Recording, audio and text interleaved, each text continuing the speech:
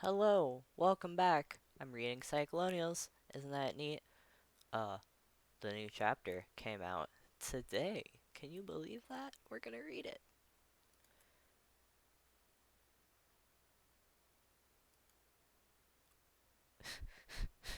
Why would that matter?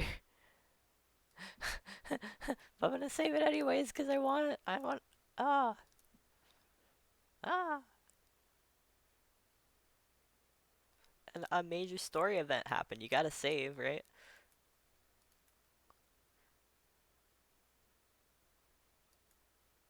We're gonna go here so it does that.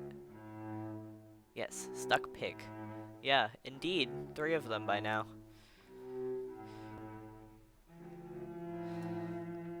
Jesus Christ.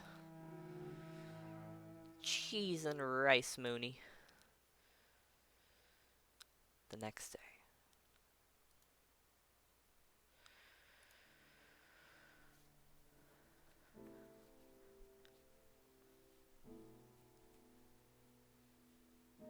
You couldn't go back to Abby's house after your second and third cop murders of the year, and Abby couldn't exactly stay where she was either. The police would surely be knocking on her door again soon, especially considering it was her Bentley which was used to ram the car of the slain officers. So you rented an Airbnb close to your old restaurant and walked there once it was dark. Abby drove to meet you at the house, which is where you're all staying now until you can think of a better plan. This footage is showing up everywhere I look. It's so surreal. How did we even get here, Z? We got here because these shitheads don't know when to stop pushing it.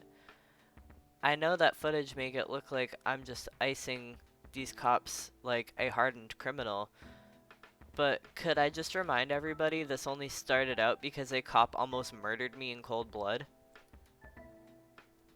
I was just defending myself that night.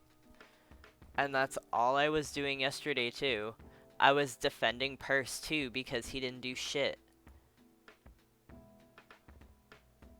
Well, I mean, aside from helping us rip off your parents. But that's a victimless crime anyway. Sigh. Yeah, you're right. It's not even that you're wrong about any of that. It's just goddamn we are in so much trouble now. Lol. Well, yeah, the cat is pretty much out of the fucking bag now, isn't it? There's really no denying it anymore now that the footage has made the rounds in the media. They're in a frenzy over it. I'm thinking of just coming clean and telling our fans the original story. Are you sure that's a good idea? Abby, have you even seen the discourse around this? Like, obviously corporate media is painting me like a bad guy, but everyone else, the people who actually matter to our movement, they're talking about me like some kind of folk hero. This mishap is actually incredibly good for business. Just like it was when the news story came out linking me to the first dead cop. It's not even like I planned this shit, but it turns out waging war against police is entirely compatible with the brand we're building here. I know that. Can you see where I'm coming from though? I'm just scared about what could happen to us. Like, we're in so deep with these money crimes, what if they find out about that? And, well, surely, depending on... So now I'm trying to think, they have the computers from Z's house.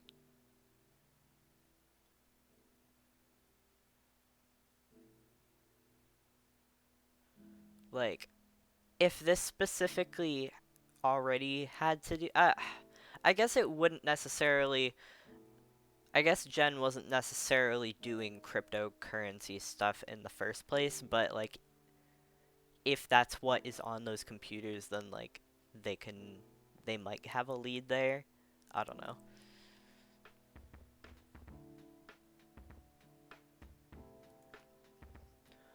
Oh, Abby, they did find out. Yeah. That's why the cops busted Percy, remember?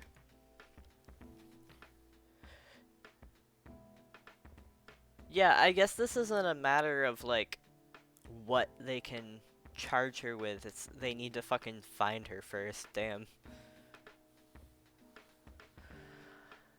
I thought they busted him because you sent them a photo of him once.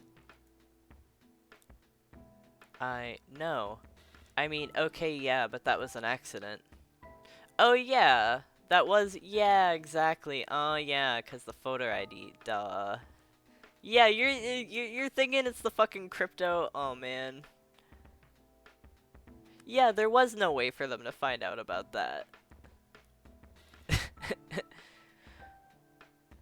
Like, yes, purse, I should have mentioned one time I accidentally fucked up and accidentally let a photo of you slip. Ah, but I didn't give your name or anything, and it was an innocent mistake. So maybe that's why they busted you? Who can even really say at this point? Pat, pat. And anyway, I made a daring rescue attempt and killed your captors, and now here you are. So everything's cool, right? We're cool? The simp face. He's like, yeah. So I'm confused. Did the cops find out about our Bitcoin scams or not? I mean, probably not. I doubt it actually. But when you think about it, what crime is even being committed? To be honest, on paper, it really just looks like a father has been working with his daughter to buy a bunch of Bitcoins. Yeah, oh my god, you could have totally... Could Jen have twisted this in a way that would have thrown him under the bus and, like, let him completely take the fall? Not once she started involving him in the... If she didn't involve him in the money scamming, then he could have easily been blamed for the first cop murder. So this is all just fucking greed and wrapping more and more people into this lie. A web of lies. Webs. What does that sound like? God damn it.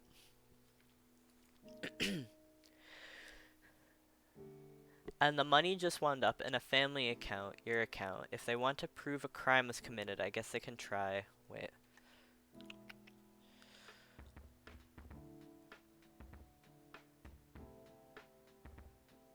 To be honest, on paper, it really just looks like a father has been working with his daughter to buy a bunch of Bitcoins. And the money just wound up in a family account, your account. If they wanted to prove a crime committed, I guess they can try. But from where I'm standing, it looks like cop murder caught on tape is the crime they prepared to take a lot more seriously. Yeah. Yeah, which doesn't actually make me feel better. I can't even go back to my house now. What about my horse? I need to feed him. Don't worry about Dave Hoof. We'll figure out a way to get that boy fed. I make sure he's the fattest horse on the island when all is said and done. I'm working on solutions to all of this. Not to doubt your master plan, but what could possibly be the solution to this? Are you going to use our billions to buy off the police? No way. I'm not giving the cops a fucking dime of our hard-earned money. My plans were already in the works way before yesterday's incident. Why couldn't y'all have just played, like, Red Dead Online?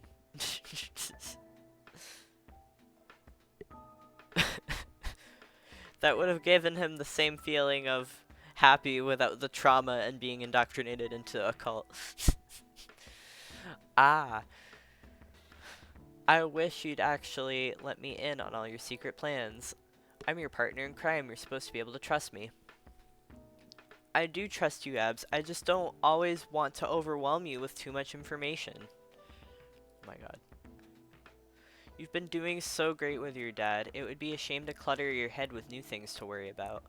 Well, now my head is really cluttered because of certain police assassinations taking place in broad daylight captured on videos which are now going viral. Can you just tell me what's going on? You'll see. We're gonna get some help soon. This is actually why I had Purse come yesterday. I'll need a hand coordinating this. What do you mean help? Oh no, your cough is getting worse. I really hope it's not... Oh yeah. I'm sure it's not that. I've just been pushing too hard, shooting cops, scurrying around, catching a little cold, that's all. Besides, I've been checking my toes out every day, not a single COVID toe in sight.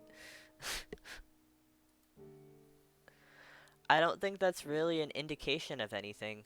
I'd suggest you get tested, but man, even people who aren't fugitives can barely get tested. Don't worry, I'm fine. Pretty sure I've got like herd immunity by now or something. A single person can't have herd immunity. I thought you were supposed to be smart. Think again, bitch. Anyway, I don't want to be late for this thing that's about to happen. Come on, Purse. Time to go for a drive. You and Percy head to Abby's car. She brought a BMW this time, which is a bit less noticeable than cruising around the island in a Bentley. They're a dime a dozen around here. You'll miss the Bentley, though. It served you well, especially in its final moments when it was used as a several $100,000 battering ram.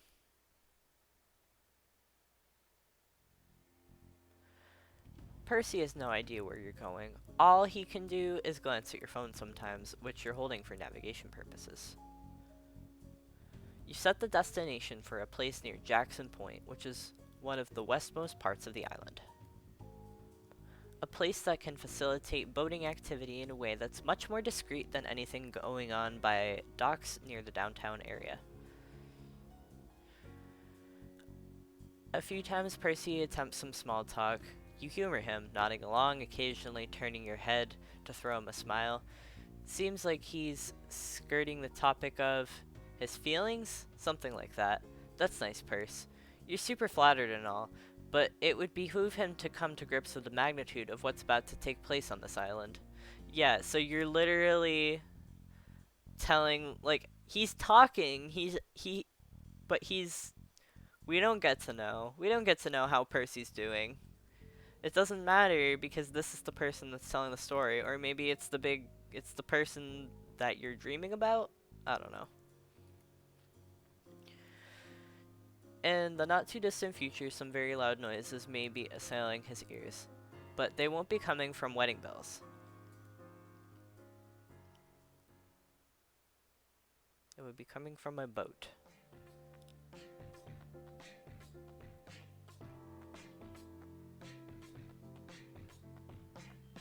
You pull up near the docks and get out of the BMW to find a bunch of guys hanging around. Percy looks bewildered, but your confident demeanor reassures him this is part of the plan. Oh my god. You study his reaction as he connects the dots. Of course he knows what's going on now that he's seeing their reactions. Not to him, but you. They're all looking awestruck as you approach. He must realize now, these are guys you invited to the island just like him, but they didn't come by ferry. They arranged their own transport via privately owned boats.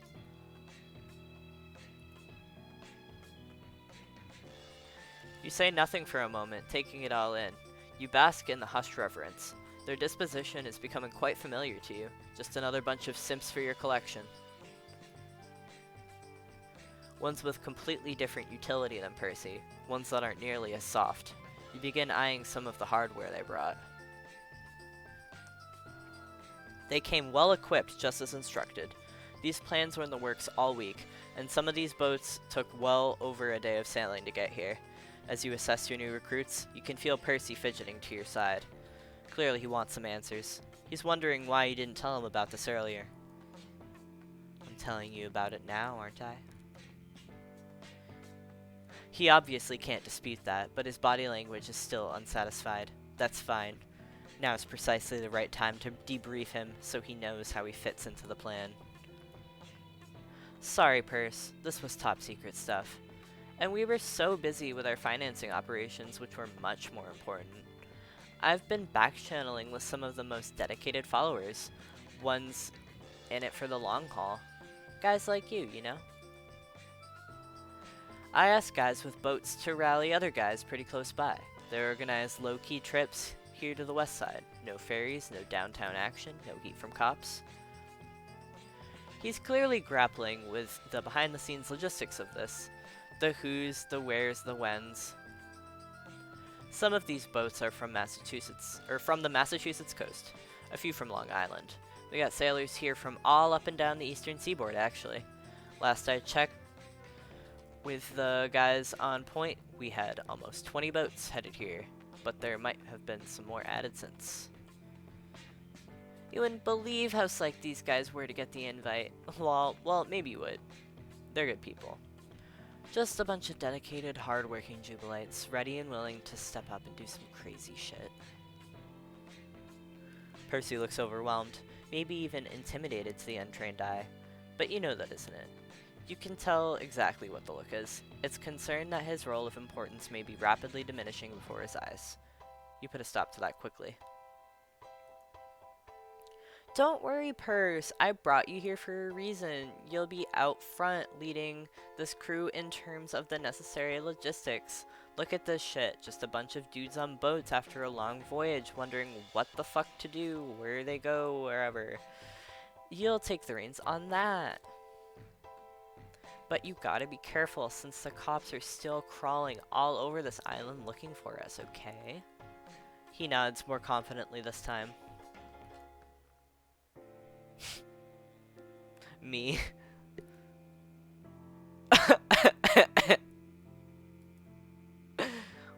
What the fuck do you think this is? The gathering of the fucking juggalos? Well, it isn't.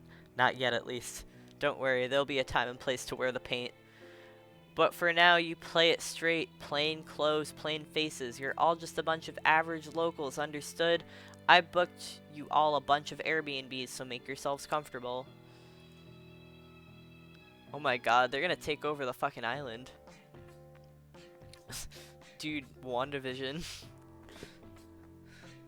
And I don't see much of a reason why you should be making plans to honor your checkout dates, if you know what I mean. We're digging the fuck in. Everybody cool with that? Perce, make sure all these guys get to wherever they need to go. Uber, taxis, rent some vans, jack some cars, however you want to do it. Counting on you, man. Now everybody get moving.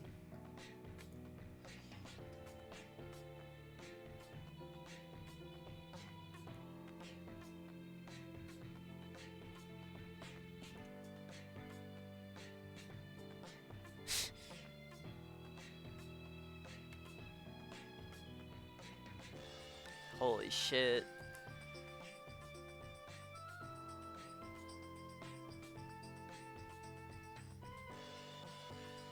I've got some content to manage. Snip.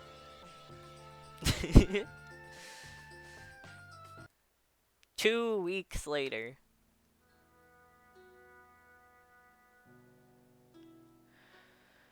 After 2 weeks of constant media coverage of your recent exploits, your brand has skyrocketed. Both the video captured by a witness and the dashcam footage have been playing constantly. Members of the press have gathered on the island to cover the manhunt, while the police presence has grown.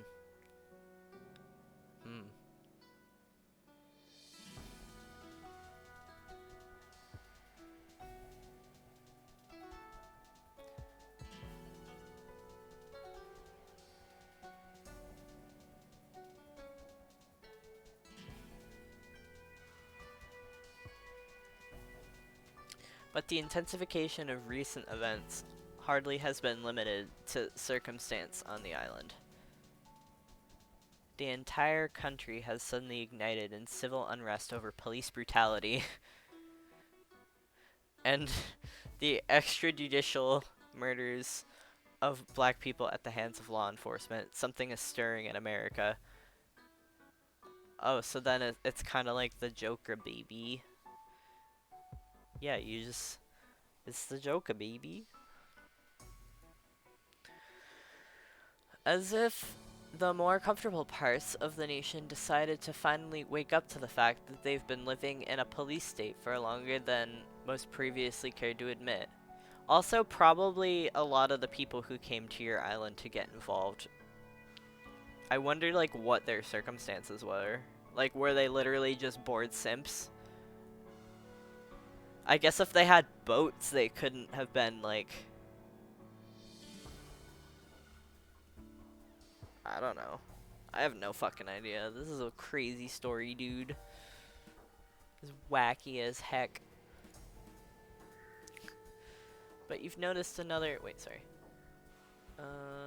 Yeah, longer than care to admit. Yeah, you noticed another development cropping up alongside this wave of righteous political action. Leeching off the roiling energy of the nation, Jubilates have begun their own gatherings in huge numbers.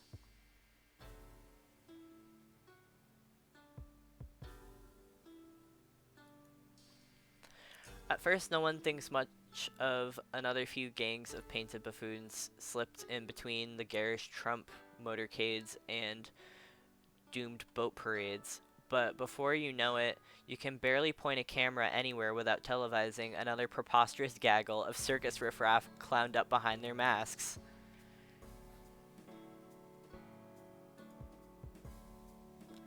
Certainly too many clowns for the comfort of the corporate media, but if you're being honest, maybe too many for yours as well. You begin to wonder what you've unleashed upon the nation.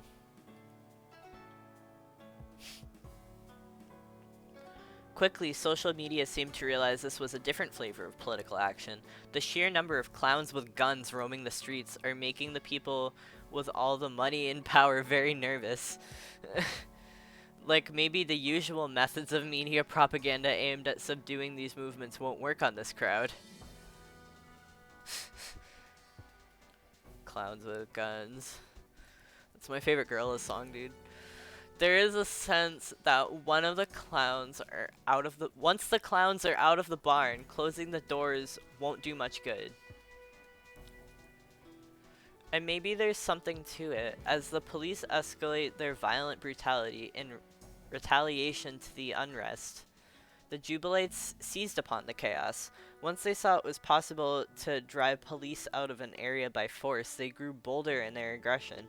No longer were your clowns an aimless gathering of oddities, a sideshow of loitering farcers. They were hijacking the political atmosphere toward their own objectives, and in turn yours. Your detractors got a lot of airtime vilifying your followers for perverting a righteous social movement, and you find it hard to disagree with the point. But neither the slander from the bad faith corporate shills nor the legitimate criticism from genuine activism ever seemed to stick. The spectacle of it drew even more people in, who would begin wearing the paint, and the more painted faces showed up, the more your movement appeared to stake its claim as a force entirely distinct from the origins of the civil unrest. A force now taking the momentum of your once modest social media campaign and flooring it. It now looks like police precincts everywhere may be falling like dominoes, and you see no reason to tell your people to take their huge floppy shoes off the gas pedal. But you can't put too much personal focus on what's happening around the country because there's way too much happening locally you need to deal with. You've been ordering your new recruits to take care of business here in the island while you're in forced hiding. You have a team dedicated to making sure Abby's horse stays fed, for instance. With the help of Percy, an infrastructure of local Jubilee activity is beginning to emerge, which can operate somewhat autonomously from your direct supervision. Your inner circle, directly overseeing this infrastructure, has begun calling itself Ring 3. Dude, Ring 3, dude. Ring 3, dude.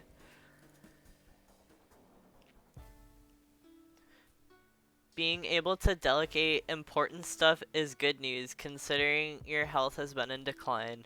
After showing symptoms of COVID-19, you decide to self-quarantine in the Airbnb. Abby and Percy rented another one across town while trying to stay out of view. You hold down the fort all by yourself. You have plenty of time alone to plot and scheme in between your coughing fits and feverish visions. Admittedly, this is not the most fun you've had during your brand's rise to international notoriety. The carefree days of drinking expensive wine at Abby's house while in perfect health and bullshitting about gender are starting to feel like a distant memory. But the administrative needs of your movement don't take a break just because you get sick. The show must go on. Since that day, you went with Percy to meet the first few recruits fresh off their boats. Thousands of additional jubilates have infiltrated the island using the same method. Boats arrive on the western docks, usually at night. They unload and head back to the mainland for more, while the new recruits settle in wherever they can.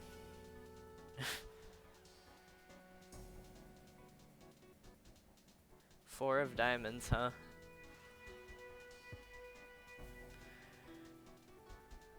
Airbnbs and campsites mostly,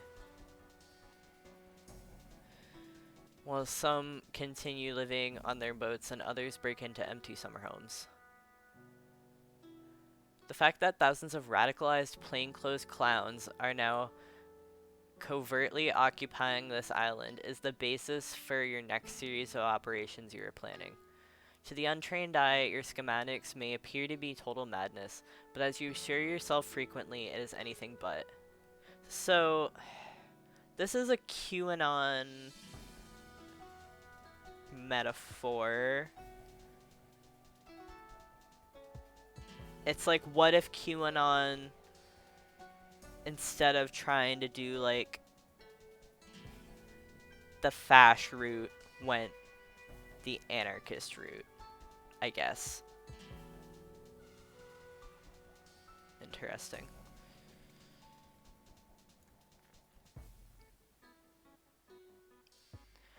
As far as you're concerned, your name could belong with within the great tacticians of history someday, but only if you can maintain your focus and see this through, which you must admit has been pretty difficult with this illness ravaging your body and mind, and with those damned visions getting more.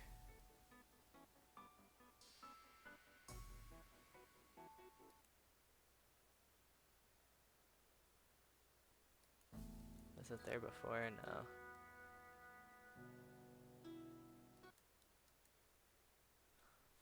Wah.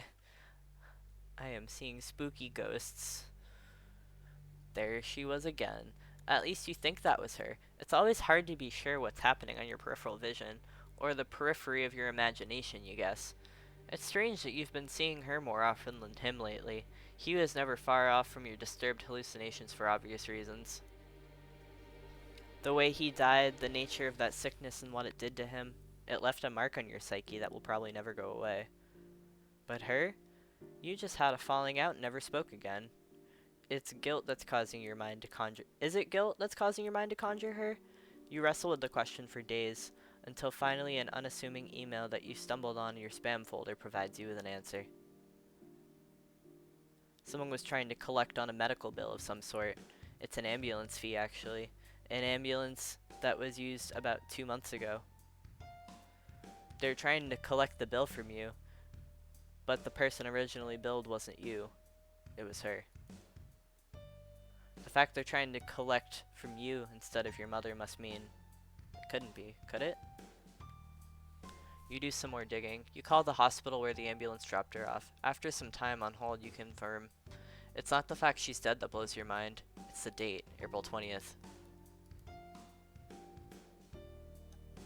She caught COVID-19 in early April and died on 4/20, the day all this lunacy began.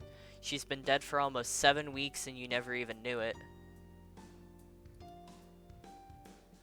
Aside from being stunned by the revelation, you feel nothing. You only ever had one bullet of grief in the chamber, and you used that when your dad died. You made the most of that bullet, too. You used it to drive yourself insane, quit school, and run off to an island. If your dead mom is expecting any tears from you, she's shit out of luck. But you know she wouldn't be expecting anything of the sort. It's why she never called. Maybe she had different plans for you. Plans she didn't even know she had, or an impact on your life she didn't know she was causing. Perhaps it was the invocation of a dying curse from a bitter old woman, and that's what you've been contending with ever since the night she passed. You don't really associate with the death of parents. you don't really associate the death of parents with grief or loss anymore. That was just another one of society's lies, that these were things you were supposed to feel. Instead, instead you feel like their departure represents a burdensome torch that is being passed, inheritance of sorts, all the psychological baggage a parent accumulates their whole life. And when they die, that lifetime of manic energy, the striving and struggling, the failures and disappointments, the things they wish they became but never did, all of it has nowhere to go than when the body dissolves, so it all flows right into you. That's how it was with your dad, watching him slip away slowly. The feeling of initial sadness for him gradually twisted something that was nothing like sadness at all. More like a screaming inside that got louder every day. You watched his desperation grow as he knew the end was near. He was being devoured in his final days by the feeling that he wasn't given nearly enough time on Earth. He fell so far short of turning his life into the thing he once imagined it would be, and the result of staring into this abyss was utter panic. And where does all that panic go? Who feels the blame, the sense of accusation, the demented rage over the unfairness of it all? It was you. Your true inheritance is this tortured understanding, an implied contract since the day of your birth, that you will be all that remains of his legacy. That now it's up to you to bring meaning through familiar continuity into a life he just went to the painful lengths to make even clearer. I don't need that. I need water.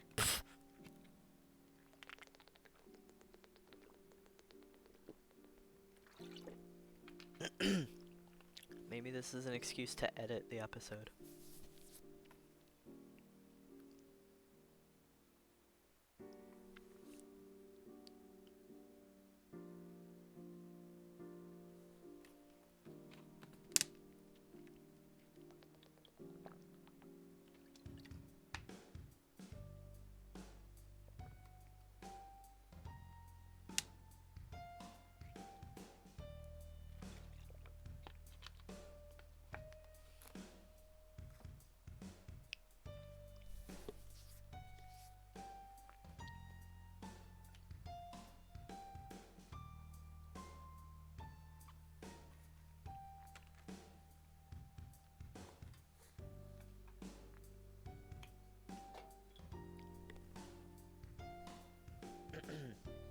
Alright, from the top of the page. Your true inheritance is this tortured understanding, an implied contract since the day of your birth, that you will be all that remains of his legacy. That now it's up to you to bring meaning through familial continuity into a life. Damn. Shit's hard to read, dude.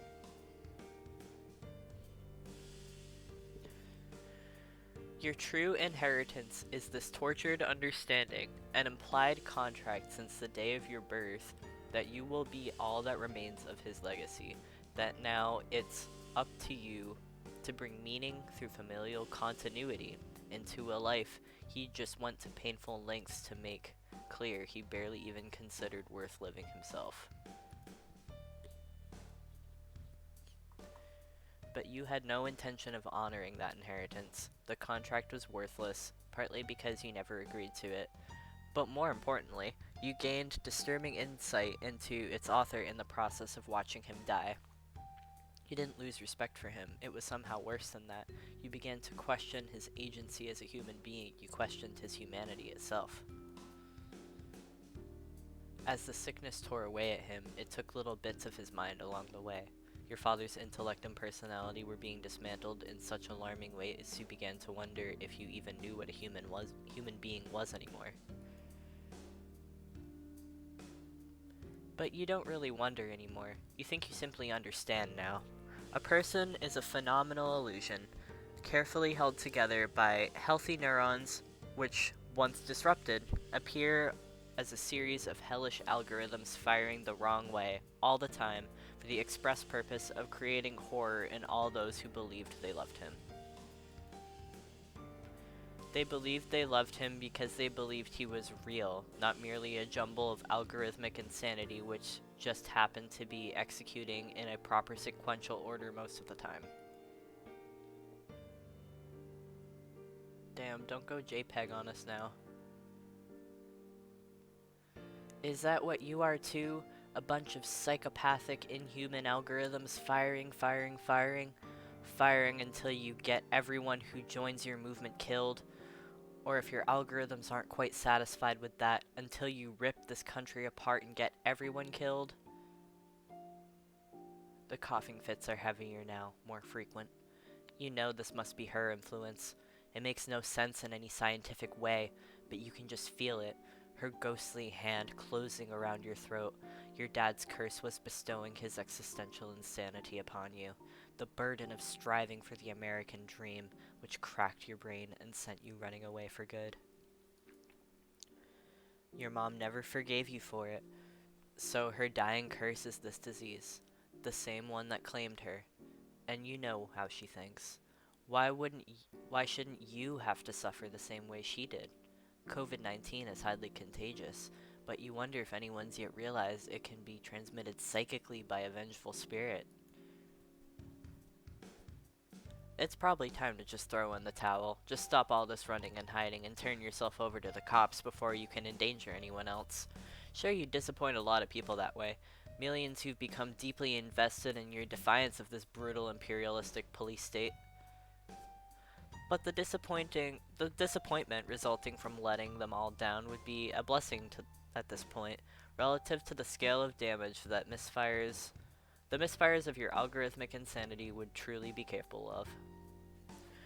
Or maybe you don't even need to turn yourself in. Maybe the fact that your mom is trying to kill you here and now is her final act of mercy. For you and everyone else. Maybe it'll just knock you off before you even get the chance to realize your full destructive potential.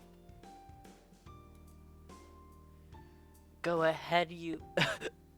you bitch. This is what you... wanted, isn't it, Mom? So go ahead and fucking... drag me into the fucking grave with you already. Ding dong. You hear the doorbell ring. Now who the fuck could that be? Oh, it's Percy. He's just dropping off your supplies for today. You really need to calm down. This disease has obviously been making you paranoid.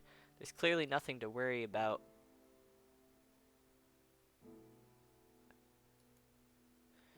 First, were you followed? No, don't look, fool. Oh, shit. Get in here quick. Fuck. Yeah, they were tailing you. Look at this shit. We're just fucking surrounded. It must be the entire precinct out there. Percy, you can't be this sloppy. You fucked it all up. Okay, I'm sorry. This isn't your fault. I probably should have had a different guy bringing me shit. You were already on their radar. Damn, I just keep pulling you deeper into hot water, don't I? Well, don't worry. We'll get you out of this shit. I'll just get us both out. All I need to do is accelerate the plan a little bit. Percy's face seems to ask the question. Plan? Oh, it was inevitable anyway. Not just here, everywhere in the country, apparently. These fuckers have a lot of blood on their hands. Their crimes are finally catching up with them.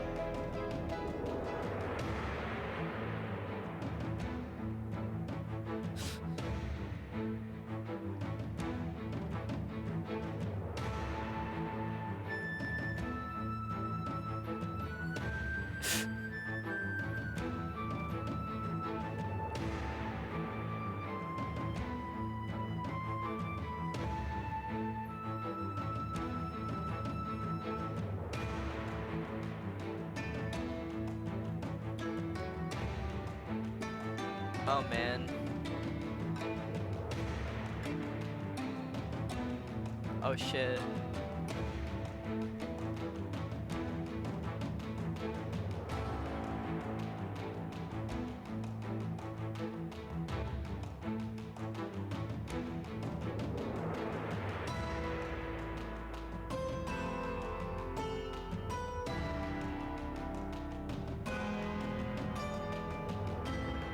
Oh, Percy, no.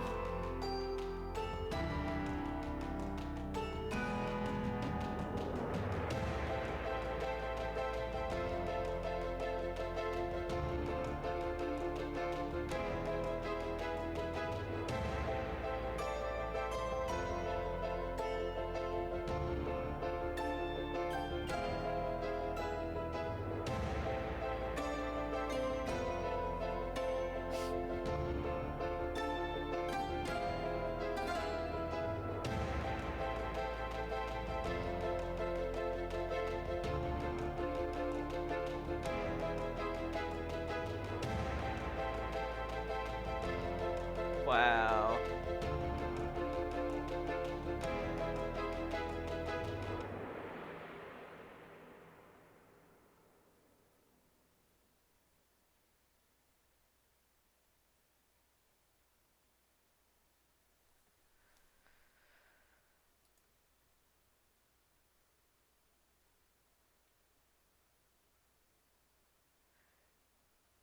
Percy didn't make it.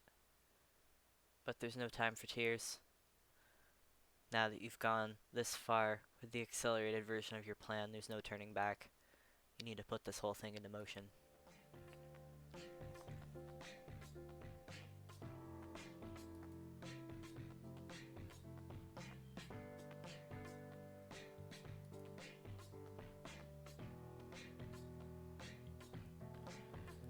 With the execution of this command, hundreds of Jubilite teams spring into action. Guys crawling out of the woodwork at almost every well-populated location on the island. But none of these guys are armed. In fact, none of them look remarkable in any way. They could all easily be mistaken for locals, and they will be.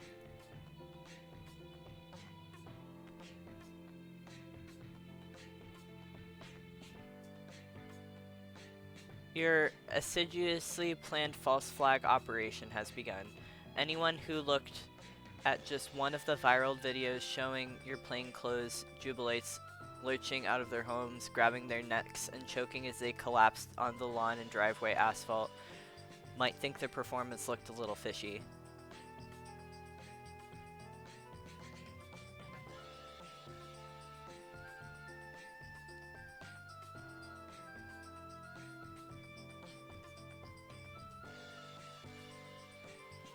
Wow. But you planted so many of these guys in so many places, all staging from this performance at the exact same time, resulting in so many pieces of independent footage. The full breadth of such content spreading rapidly across social media begins to have an alarming effect. You have guys harvesting all the footage coming in, searching out the best stuff, the most gripping, scariest portrayals of an invisible airborne agent cutting down the locals of Nantucket Island right outside their homes, and releasing the content strategically to optimize the proliferated shock. Oh, so they're pretending like they're being gassed or something?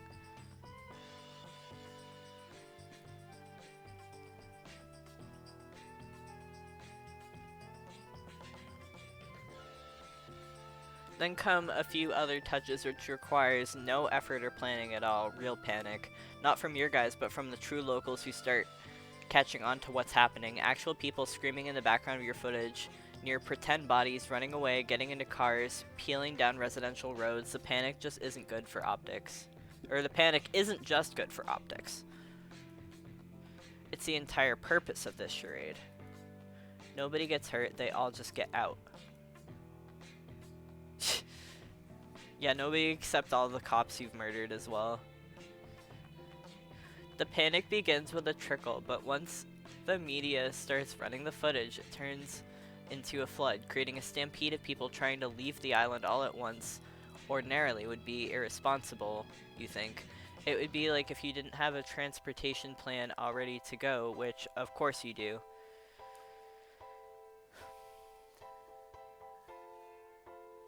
If there's one thing you and your simp army isn't short on, it's boats. All the boats that brought them here, plus a whole lot more which were idle in ports waiting to be repurposed, are at the ready for the surge of frightened locals. Your teams take charge, yelling at the crowds which way to go. They load, cast off, and when they drop them off at the mainland, the empty boats will just turn around and head back for more. The whole fleet will keep at it all night long until needed, until the island holds no one who wants to leave. As chaos swirls around the media in response to this attack, there are real questions about what actually happened, even as everyone flees in desperation just to be safe. Questions about who was responsible for the attack, whether it was even real, and why approximately 40 police officers were slaughtered in a shootout just as the attack began.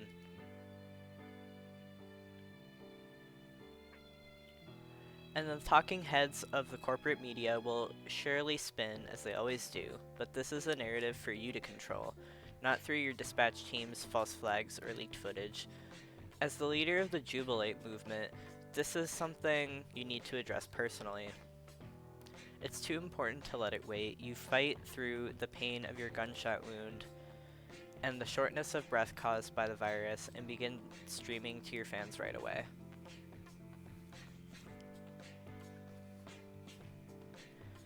You announce to the world that federal authorities appear to have deployed a vicious biochemical attack intended to target you and the members of your movement, which have been organizing on this island. They've seen how dangerous the Jubilates have been to the stability of state and corporate power, and they decide to crush the opposition at its source. But you and your most loyal supporters survived, retreating into shelters until the attack subsides. You go on to urge any civilians who haven't evacuated yet to leave for their own safety. You seize upon the moment to swear vengeance on the state which committed this atrocity, to continue escalating the many pockets of insurgency already boiling over across the country. No reason to waste an opportunity to continue taking fight to them. Only over the last week of riots, you've seen state power bleed, and as long as there's blood in the water, you might as well release your sharks.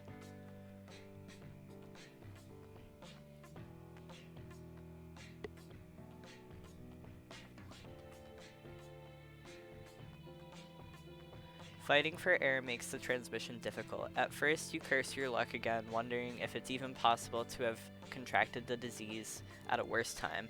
But as you desperately cough out your angry statement to the world, you realize it's a nice touch. It helps sell the idea you just survived a biochemical attack. Once you recover, if you recover, you'll tell Abby you couldn't have scripted it any better if you tried.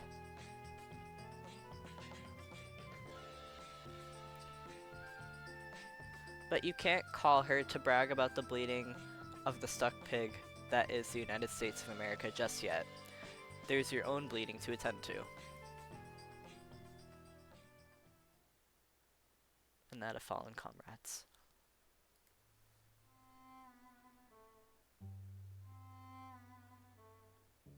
Despite the losses suffered today, you can't help but reflect on what a successful implementation of Praxis it has all been.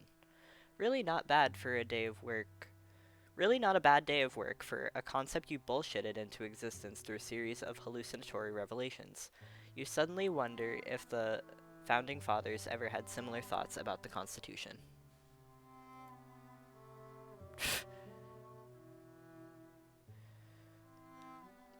None of that material was anywhere near as fun as cool as yours, though. Still, whatever moves they made or words they wrote, you guess it was strong enough to earn them all several centuries of retroactive dick-sucking throughout the history books. Even Washington's lowliest of simps probably got their due.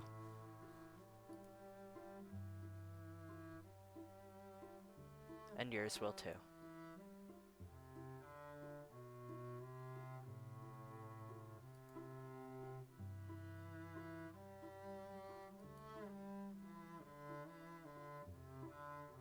That's some Homestuck shit. Ugh. Rest in peace, loyal simp.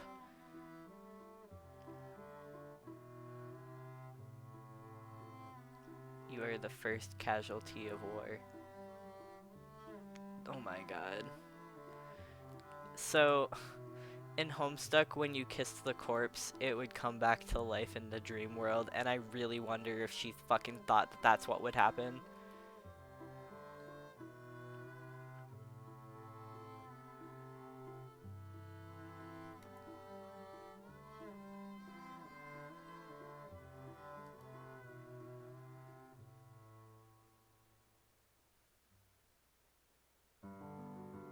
Dude, what the fuck am I reading?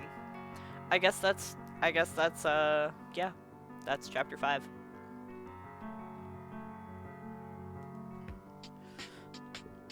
Other thoughts and opinions that are not asked for are this feels I'm getting Nina vibes, you know, like Eris, like fucking Condes vibes from Z for sure, and I guess that fits with when we heard. Well, no, I guess that was the. I guess this is very like, what if Pfeffery, uh, Nepeta, Fefeta Sprite ruled the world, maybe as, but like me. I'm gonna shut up now. Sorry. Goodbye.